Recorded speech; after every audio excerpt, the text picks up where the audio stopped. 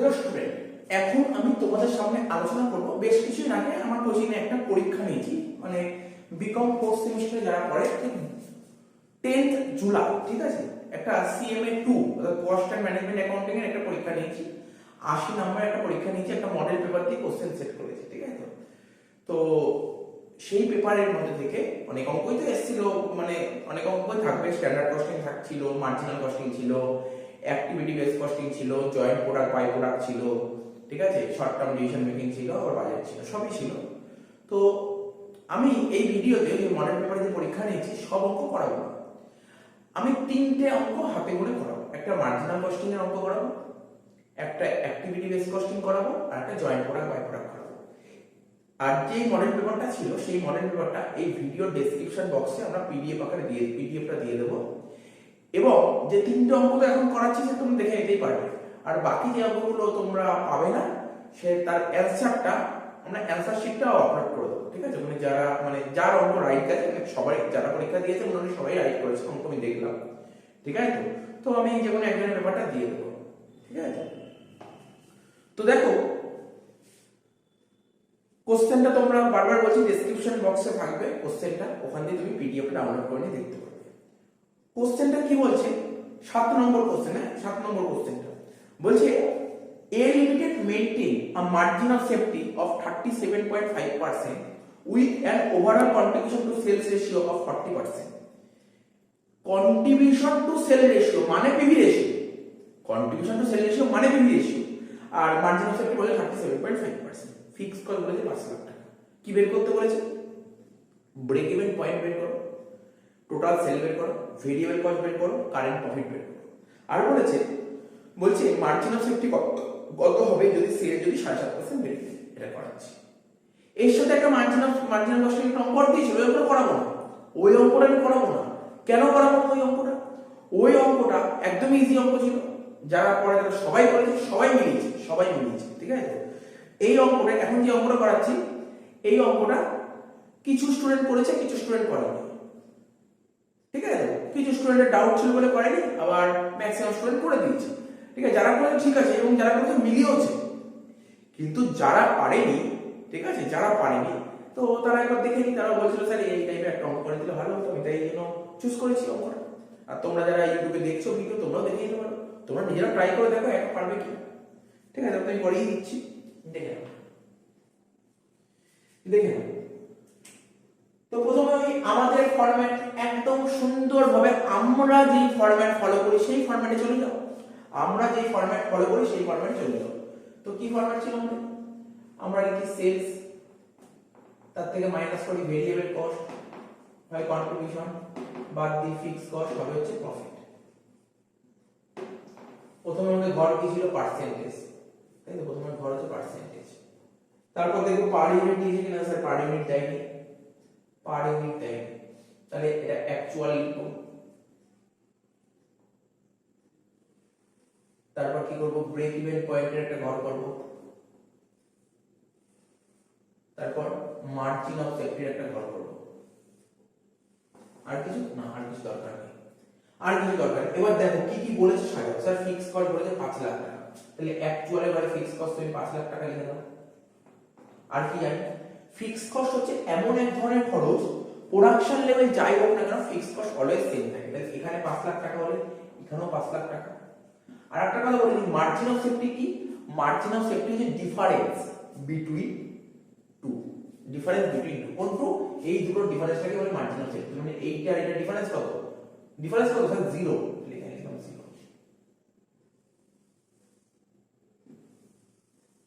Break even point কি শিখেছি আমি? স্যার আপনি বলেছেন ব্রেক ইভেন পয়েন্ট এমন একটা পয়েন্ট যেখানে কোম্পানির কোনো প্রফিটও হয় না, লসও হয় না, তাকে বলে ব্রেক ইভেন পয়েন্ট। তাহলে ব্রেক ইভেন পয়েন্টে প্রফিট লস কত হবে? 0 হবে। তাহলে এটা 0, এটা 5 লাখ হতেই হবে, কিছু করার নেই। হয়ে যাবে, সাজিয়ে নিলে তো সুন্দর হবে। আমরা তো কিছু ফর্মুলা গেলামই না, সুন্দরভাবে সাজিয়ে নিলাম ফরম্যাটিংটা। তারপর বলেছে কি মার্জিন অফ সেফটি বলে 37.5%। তাহলে এখানে লিখে দাও মার্জিন অফ সেফটি 37.5%। তাহলে আমি কি বললাম? এই মাত্র বললাম তোমাদের মার্জিন অফ সেফটি কাকে বলে। স্যার আপনি বললেন ডিফারেন্স বিটুইন টু। কোন টু? অ্যাকচুয়াল আর ব্রেক ইভেন। অর্থাৎ এই দুটো ডিফারেন্সই হচ্ছে মার্জিন অফ সেফটি। তার মানে এইটা থেকে এই দুটোর ডিফারেন্স যদি এটা হয় তাহলে আমি বলতে পারি এটা থেকে এটা বাদ দিলে এটা, হ্যাঁ স্যার বলতে পারি মার্জিন অফ সেফটি কি ডিফারেন্স, কার কারণে ডিফারেন্স, অ্যাকচুয়ালের সঙ্গে ব্রেক ইভেনের ডিফারেন্স। তাহলে অ্যাকচুয়াল থেকে ব্রেক ইভেন বাদ দিলেই তোমার মার্জিন অফ সেফটি হবে, ঠিক আছে। তার মানে এটা বলে দিই অ্যাকচুয়ালটাকে আমি 100 ধরে নিলাম, না ধরতেই পারি অ্যাকচুয়াল 100, অসুবিধা নেই। তাহলে অ্যাকচুয়াল 100 আর মার্জিন অফ সেফটি তাহলে ব্রেক ইভেন পয়েন্ট কত হবে 62.5%। তাহলে তুমি নিজেই ভাবো এটা থেকে এটা বাদ দিলেই তো মার্জিন অফ সেফটি হয়, ঠিক আছে। পিভি রেশিও কত বলেছে, পিভি রেশিও 40%। পিভি রেশিও মানে কি কন্ট্রিবিউশন পার্সেন্টেজটাকে বলা হয় পিভি রেশিও। এটা 40, তাহলে এটা তো 100 অলওয়েজ হয়, তাহলে এটা 60। এবার সাজাও, আর কি আছে, কিছুই নেই।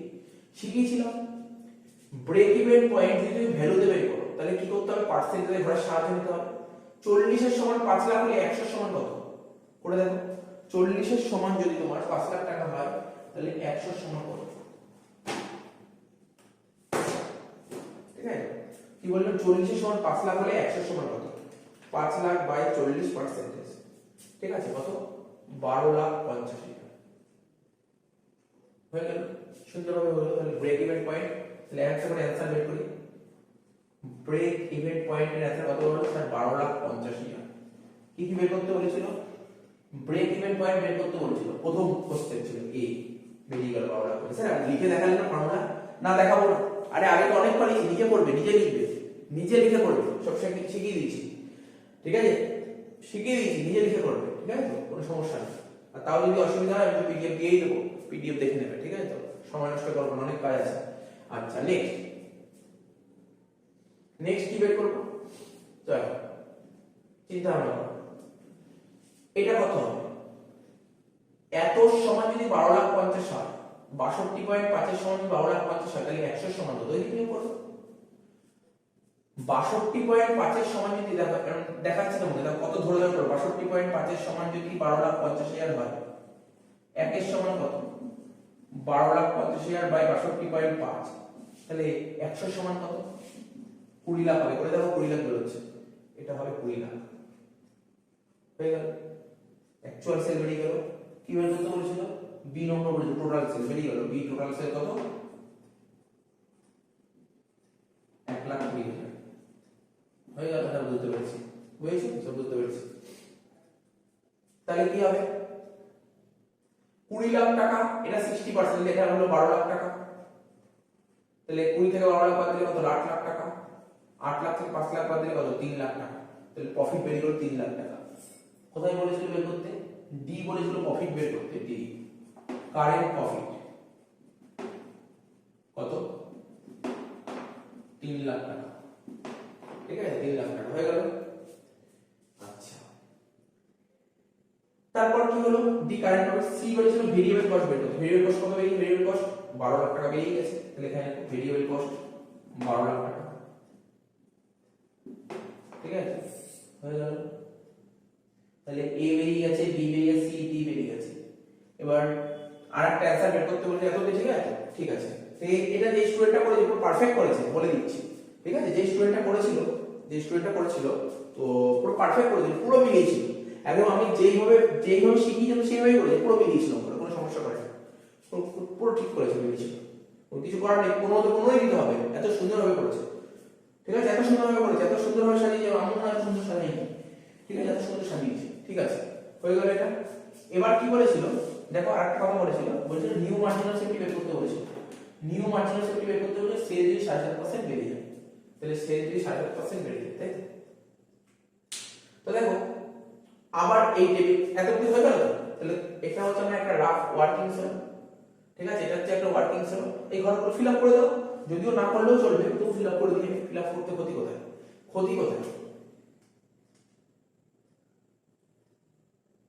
এটা তোমার 7,50,000, ঠিক আছে। এবার দেখো 20 লাখ থেকে 12,50,000 দিলে এটা হচ্ছে 7,50,000, 12 লাখ থেকে 7,50,000 দিলে কত হয়, 4,50,000, ঠিক আছে, এটা কত হচ্ছে 3 লাখ, এটা 3 লাখ হয়ে গেল, সুন্দর হয়ে গেল, একদম পুরো সুন্দরভাবে হয়ে গেল। এরপরে একটা বলছে সেল যদি এত পার্সেন্ট বেড়ে যায় তাহলে কি হতে পারে, ঠিক আছে, তাহলে সেল যদি এত পার্সেন্ট বেড়ে যায় তাহলে কি হতে পারে, তাহলে সাজাও, আবার সাজাও, ঠিক আছে, এত দিয়ে হলো মুছে দিচ্ছি, পুরো মুছে দিচ্ছি। এরপর তোমরা আবার করবে, নিজেরা করবে। বলছে সেল যদি এত পার্সেন্ট বেড়ে যায়, তাহলে বসে যাও পার্সেন্টেজ, ঠিক আছে তো, অ্যাকচুয়াল লিখবে, সেল কত ছিল বিইপি করবে, তারপর মার্জিন অফ সেফটি করবে। তোমাকে বলেছিল সেল যদি 7.5% বেড়ে যায় নতুন মার্জিন অফ সেফটি কত হবে, আর মার্জিন অফ সেফটি করতে গেলে কার কার সাহায্য লাগে, তোমার অ্যাকচুয়ালটাও লাগবে আর ব্রেক ইভেন পয়েন্টও লাগবে। সেল যদি 7.5% বেড়ে যায়, সেল ছিল কত আগে স্যার 20 লাখ টাকা ছিল, 20 লাখ টাকা ছিল, এখন যদি 7.5% বেড়ে যায় করে দাও, 20 লাখ টাকা ছিল, যদি 7.5% বেড়ে যায় তাহলে কত হবে, 21,50,000 হচ্ছে সেল, 21,50,000, এখানে লিখলাম 21,50,000, ঠিক আছে। আচ্ছা এটা মুছে দিলাম, ভেরিয়েবল কস্ট কত ছিল ভাই, দেখো তো এই ভেরিয়েবল কস্ট কত ছিল আগে,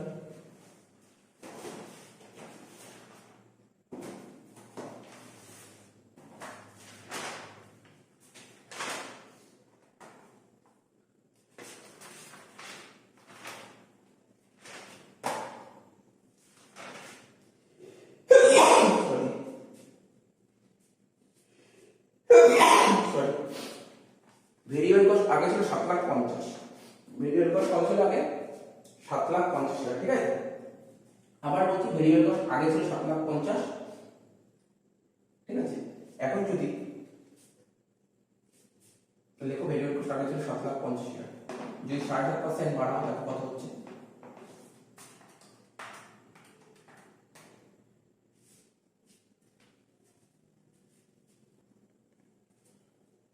তো দেখো আমি এই যে 7,50,000 লিখেছি না, 7,50,000 এটা ভেরিয়েবল কস্ট ছিল না, ভেরিয়েবল কস্ট কত ছিল, ভেরিয়েবল কস্ট দেখো ভেরিয়েবল কস্টটা ছিল হচ্ছে তোমার অঙ্কে 12 লাখ টাকা, ঠিক আছে, 12 লাখ টাকা, ঠিক আছে, 12 লাখ টাকা, তাহলে 12 লাখ টাকা ভেরিয়েবল কত না, কমন ব্যাপার।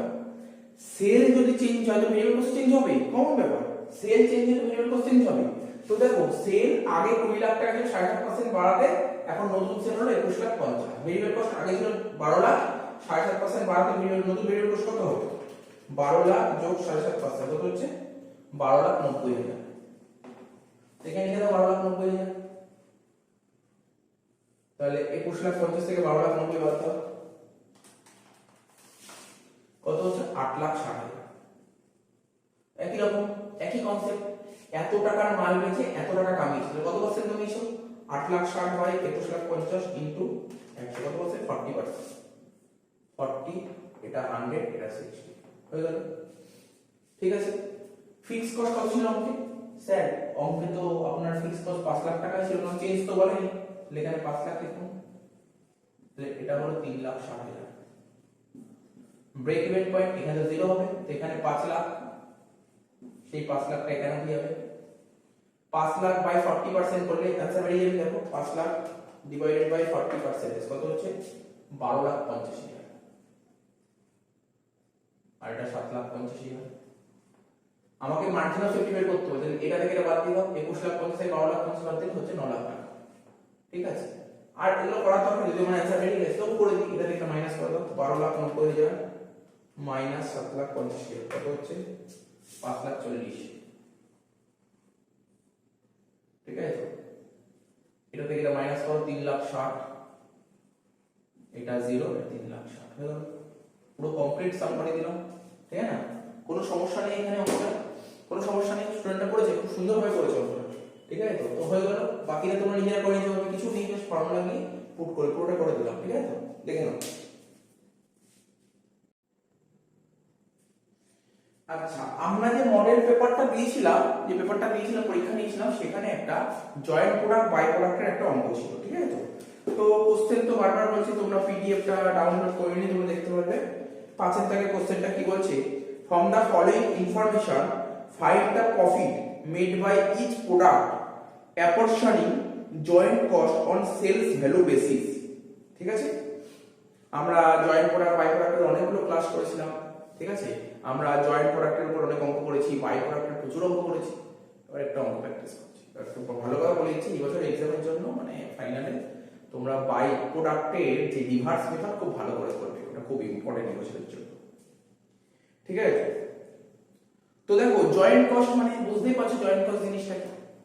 জয়েন্ট কস্ট যতদিন না পর্যন্ত ওদের সেপারেশন হয়েছে, জয়েন্ট জিনিসটা কি, জয়েন্ট খরচ কাকে বলে, জয়েন্ট খরচ কাকে বলে, যতদিন না পর্যন্ত ওদের সেপারেশন হয়েছে, ঠিক আছে, ততদিন পর্যন্ত যত খরচ হতো সেটা জয়েন্ট কস্ট। বুঝতে পারছো তো? দেখবে কি হয় অনেক সময় জানা যায় না, মানে আমরা তো এমনি নর্মাল রিয়েল লাইফের এক্সাম্পলও দেখতে পারি জয়েন্ট খরচ, ঠিক আছে, যখন ঝামেলা হয়ে যায়, যখন ঝামেলা হয়ে যায় তখন যার যার খরচা আলাদা আলাদা দেখা যায়। দেখবে দেখবে এই উদাহরণটা তোমরা দেখতে পারবে, বিয়ের পর অনেকে কি হয় না, বিয়ের পর কি হয় সে ঝামেলা বাঁধে না, অনেক সময় ঝামেলা বাঁধে। তা ঝামেলা যতদিন না বাঁধতো, ঝামেলা যতদিন না বেঁধেছিল তার আগে পর্যন্ত সবাই একসাথে খরচা করতো, জয়েন্টলি খরচা হতো। যেই বিয়ে হয়ে গেল, ঝামেলা বাঁধলো সংসারে, তখন যার যার খরচা সে আলাদা। ভাইদের কথা বলছি, ঠিক আছে। তো এবার তো এক্সাম্পল তো আরো অনেক এক্সাম্পল খারাপ করা যায়, এটাই হচ্ছে জয়েন্ট কস্ট, ঠিক আছে। তো আশা করি বুঝতে পারছো জয়েন্ট কস্ট জিনিসটা কি। যতদিন পর্যন্ত তারা একসাথে ছিল তখন যা খরচা হতো সব জয়েন্ট খরচা হতো, যখন তারা আলাদা হয়ে গেল তখন যার খরচা সে আলাদা করবে, ঠিক আছে। তো এখানে এটাই বলেছে, জয়েন্ট কস্ট বলে দিয়েছে যখন তারা একসাথে ছিল ম্যাটেরিয়াল খরচা করে 1,26,000, পাওয়ার 25, পেট্রোল অয়েল লুব্রিকেন্টস 5,000, লেবার 7,500, আদার চার্জেস 4,500, ঠিক আছে, কোনো সমস্যা নেই। যখনই তারা আলাদা হয়ে গেল তখন বড় ভাইয়ের খরচা হলো 20,000, ছোট ভাইয়ের খরচা হলো 80,000। এটাই তো বলেছে সেলিং কস্ট। আর সেলস কত, প্রোডাক্ট এক্স মার্কেটে বেচে 1,52,000 পাচ্ছি, প্রোডাক্ট ওয়াই মার্কেটে বেচে 1,68,000। দেখো কিভাবে বলেছে, প্রথমে সবার প্রথম স্টেপ বাই স্টেপ, সবার প্রথম জয়েন্ট কস্টটা বের করে দিচ্ছি। সবার প্রথম আমরা জয়েন্ট কস্ট বের করে দিচ্ছি। তো জয়েন্ট কস্ট কি ছিল, ম্যাটেরিয়াল ছিল, পাওয়ার ছিল, পেট্রোল ছিল, লেবার ছিল, আদার চার্জেস ছিল। সব করেসপন্ডেন্ট ঠিক করেছিল, কেউ ভুল করে না, সবাই ঠিক করেছে, ঠিক আছে। তো টোটাল করলাম, টোটাল জয়েন্ট কস্ট হলো 1,67,600। এই যে টোটাল যে জয়েন্ট কস্ট হলো 1,67,600, তার মধ্যে প্রোডাক্ট এক্স এর কিছু আছে, প্রোডাক্ট ওয়াই এর কিছু আছে। স্যার কিভাবে করব, কত কাকে কত দেব, সেল রেশিওতে করতে হবে, তাই না। সেল রেশিও আমি বলে দিয়েছি, এই যে তুমি জয়েন্ট কস্টটা করবে সেল ভ্যালু বেসিসে বলে দিয়েছি। তাহলে লিখলাম অ্যালোকেশন জয়েন্ট কস্ট, দুটো product, product X, product Y, sales ছিল এত এত, তাহলে এই দুটো রেশিও করলাম 152, 168। এবার টোটাল যে এত টাকা খরচা ছিল এই টাকা খরচাকে এই রেশিওতে ডিস্ট্রিবিউট করে দিয়েছি। দেখো নরমাল ব্যাপার, 79,610 আর 27,990। আমাকে প্রফিটেবিলিটি স্টেটমেন্ট করতে বলেছে, লিখলাম particular product X, product Y. Sales কত ছিল, সেলস এই দুটো সেলস ছিল, লিখে দিলাম সেলস। প্রি সেপারেশন কস্ট মানে যতদিন না তাদের মধ্যে ঝামেলা বেঁধেছিল, যতদিন না পর্যন্ত তাদের মধ্যে ঝামেলা বেঁধেছিল তার আগে একটা খরচা করেছিল একসাথে, জয়েন্টলি খরচা করে জয়েন্ট কস্ট। এবার জয়েন্ট কস্টের কার কত বের করলাম, এক্স এর এত, ওয়াই এর এত লিখে দিলাম। আর পোস্ট সেপারেশন কস্ট যখন ঝামেলা বেঁধে গেল, যার যার খরচা সে আলাদা, এক্স এর খরচা হলো 20,000, ওয়াই এর খরচা 80,000, সে সমস্ত কিছু হয়ে গেল। বাট এই এক্স প্রোডাক্টের প্রফিট হলো এত টাকা, ওয়াই প্রোডাক্টের প্রফিট হলো এত টাকা, সেই সব এত ইজি অঙ্ক ছিল 10 মার্কস, ঠিক আছে। ঠিক আছে, ঢুকে নাও তোমরা।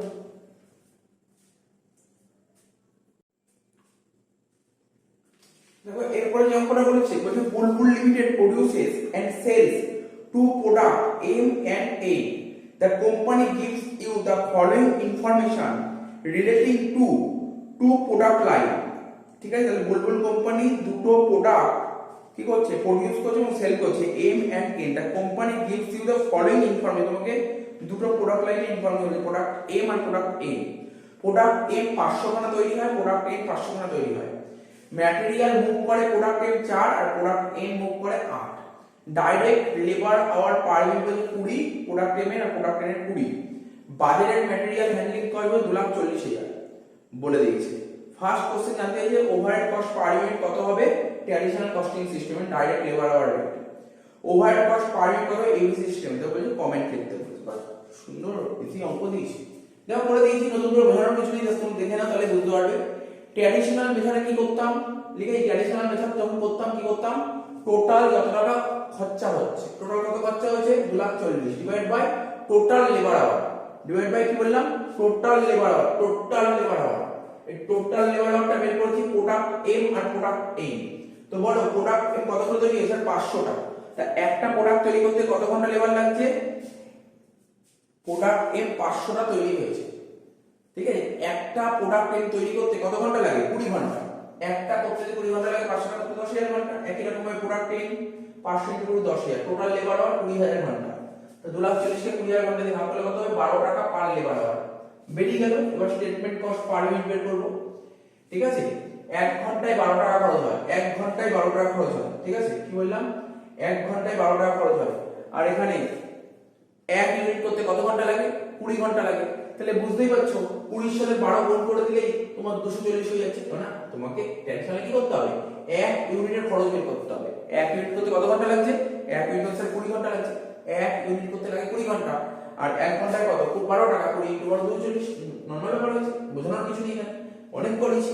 যদি বুঝতে অসুবিধা হয় আগে এবিসি কস্টিং অঙ্ক করে দেখে না, তারপর বুঝবে, ঠিক আছে। তো activity base costing, activity base costing কি কস্ট পার ম্যাটেরিয়াল হ্যান্ডলিং, ঠিক আছে। দেখো আমরা শিখিয়েছিলাম অনেক কিছু শিখিয়েছিলাম যে এবিসি কস্টিং আগে মানে পুরোনো জামানায় কি হতো, পুরোনো জামানায় ট্র্যাডিশনাল কস্টিং ইউজ হতো, বর্তমানে এবিসি কস্টিং ইউজ হয়। এবিসি কস্টিং হচ্ছে অনেক মডার্ন মেথড। ট্র্যাডিশনালে মানে অ্যাকুরেট রেজাল্ট করবে, তুমি ঠিকঠাক ভালো রেজাল্ট করতে গেলে তোমার মডার্ন কনসেপ্ট অ্যাপ্লাই করতে হবে, এবিসি কস্টিং অ্যাপ্লাই করতে হবে। ট্র্যাডিশনালে অনেক কিছু ড্রব্যাকস ছিল, সেই ড্রব্যাকস গুলোর জন্যই তো নতুন একটা মেথড এসেছে এবিসি কস্টিং। তো এবিসি কস্টিং করার জন্য তো তোমাকে কি কি বলে দেবে, আমরা তো আগে নোটে লিখে দিয়েছি, ওই নোটগুলো ভালো করে পড়ে নেবে। 3টে পয়েন্ট ছিল, একটা সেটআপ কস্ট ছিল, ঠিক আছে। তো মেশিন কস্ট ছিল, তো দেখতে হবে কি কি বলেছিল। এখানে কি বলেছে, এখানে যে কটা বলেছে অর্থাৎ মনে করার চেষ্টা করবে, কস্ট পুল কস্ট ড্রাইভার সব বলেছিলাম, এগুলো পড়তে হবে, না পড়লে অসুবিধা হবে, ঠিক আছে। তো তো ওখানে কি বলেছে কস্ট পার ম্যাটেরিয়াল হ্যান্ডলিং। এখানে কি বলেছে, এখানে যেটা বলেছে, এখানে যে কস্ট ড্রাইভারের কথা বলেছে, কস্ট ড্রাইভারটা কি ম্যাটেরিয়াল মুভ, তাই তো। এই যে কস্ট পার ম্যাটেরিয়াল হ্যান্ডলিং, ঠিক আছে। Cost per material handling, material handling এর খরচা হয়েছে কত 240, আর টোটাল ম্যাটেরিয়াল মুভ কত বড় হয়েছে, দেখো এটা আর ওটা মিলিয়ে 12 বার হচ্ছে, 4 আর 8 মিলিয়ে 12, 240 কে 12 দিয়ে ভাগ করলে কত হচ্ছে 20,000, 20,000 বেরিয়ে গেল। কস্ট পার ম্যাটেরিয়াল হ্যান্ডলিং 20,000 বেরিয়ে গেল, ঠিক আছে। এবার এবিসি কস্টিং এর কস্ট পার ইউনিট বের করে দেবো, তাই তো। তো দেখো প্রোডাক্ট এমটা করেছি, ঠিক আছে। প্রোডাক্ট এম তৈরি করতে কত খরচা হচ্ছে 20,000 টাকা খরচা হচ্ছে। কত ইউনিট করতে 20,000 টাকা খরচা হচ্ছে, কত ইউনিট করতে 20,000 খরচা হচ্ছে 500 ইউনিট করতে 20,000 খরচা হচ্ছে। কত ইউনিট করতে 500 ইউনিট করতে 20,000 খরচা হচ্ছে, ঠিক আছে।